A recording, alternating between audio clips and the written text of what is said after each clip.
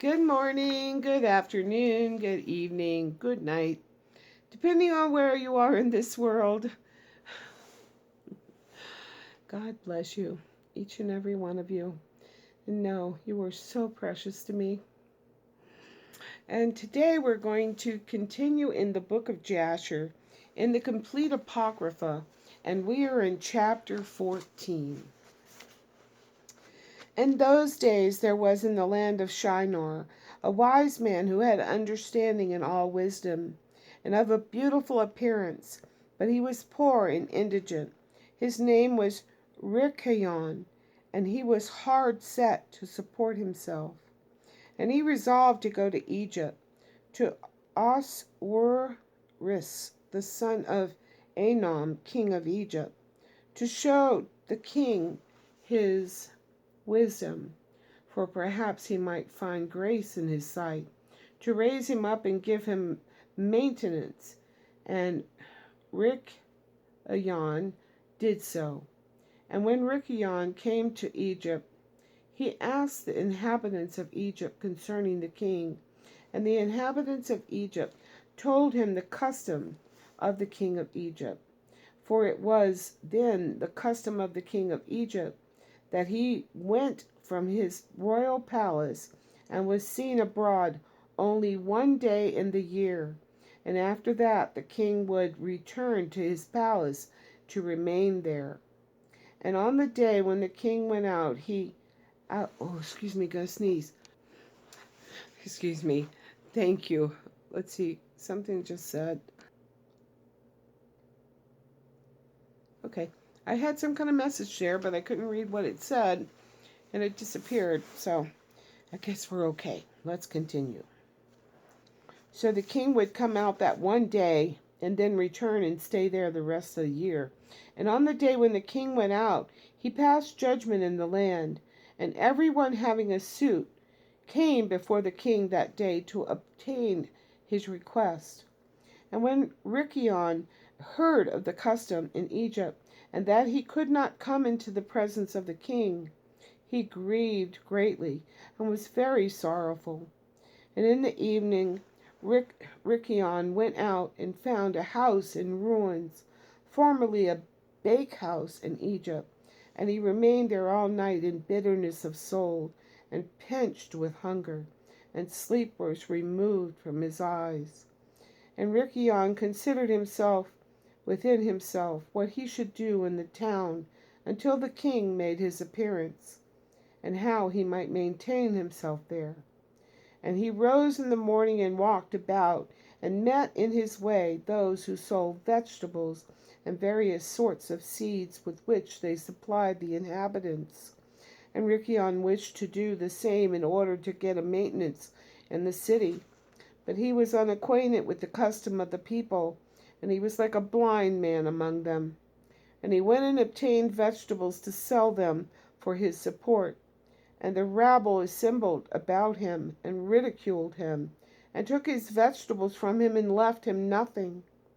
And he rose up from there in bitterness of soul, and went sighing to the bakehouse,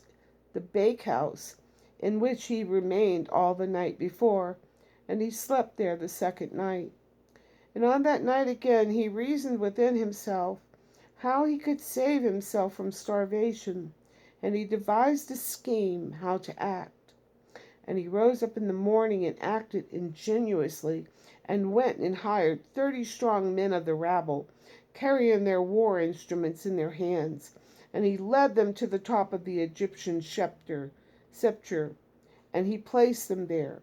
And he commanded them, saying, Thus says the king, strengthen yourselves and be valiant men, and let no man be buried here until 200 pieces of silver be given, and then he may be buried. And those men did according to the order of Rikayon to the people of Egypt the whole of that year. And in 8 months' time Rikayon and his men gathered great riches of silver and gold. And Rikayon took a great quantity of horses and other animals, and he hired more men, and he gave them more horses, and they remained with him.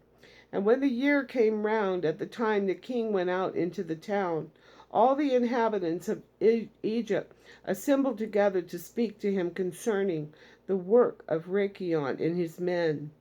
And the king went out on the appointed day, and all the Egyptians came before him, and cried unto him, saying, May the king live forever. What is this thing you do in the town to your servants, not to suffer a dead body to be buried until so much silver and gold be given? Was there ever the like unto this done in the whole earth? From the days of former kings, yea, even from the days of Adam, unto this day, that the dead should not be buried only for a set price? We know it to be the custom of kings to take a yearly tax from the living, but you do not only do this, but from the dead also you exact a tax day by day. Now, O king, we can bear no more this, for the whole city is ruined on this account, and do you not know it? And when the king heard all that they had spoken, he was very angry, and his anger burned within him at this affair, for he had known nothing of it. And the king said, Who and where is he that dares to do this wicked thing in my land without my command? Surely you will tell me. And they told him all the works of Rechon and his men, and the king's anger was aroused, and he ordered Rechon and his men to be brought before him. And Rechon took about 1,000 children, sons and daughters, and clothed them in silk and in embroidery. And he set them upon horses, and sent them to the king by means of men. And he also took a great quantity of silver and gold and precious stones, and a strong and beautiful horse, as a present for the king, with which he came before the king, and bowed down to the earth before him. And the king and his servants and all the inhabitants of Egypt wondered at the work of Rechon, and they saw his riches and the present that he had brought to the king. And it greatly pleased the king, and he wondered at it. And when Rechon sat before him, the king asked him concerning all his works. And Rechon spoke all the words wisely before the king, his servants, and all the inhabitants of Egypt. And when the king heard the words of Rechon and his wisdom, Rechon found grace in his sight. And he met with grace and kindness from all the servants of the king and all the inhabitants of Egypt, on account of his wisdom and excellent speeches. And from that time they loved him exceedingly. And the king answered and said to Rechon, Your name will no more be called Rechon, but Pharaoh will be your name, since you did exact a tax from the dead. And he called his name Pharaoh. And, excuse me, I have a feather or something on my nose. Thanks, guys. And in here it says, and he called his name Pharaoh. And the king and his subjects loved Rechon for his wisdom, and they consulted with all the inhabitants of Egypt to make him perfect under the king. And all the inhabitants of Egypt and its wise men did so. And it was made a law in Egypt. And they made Rechon, Pharaoh, perfect under Oswiris,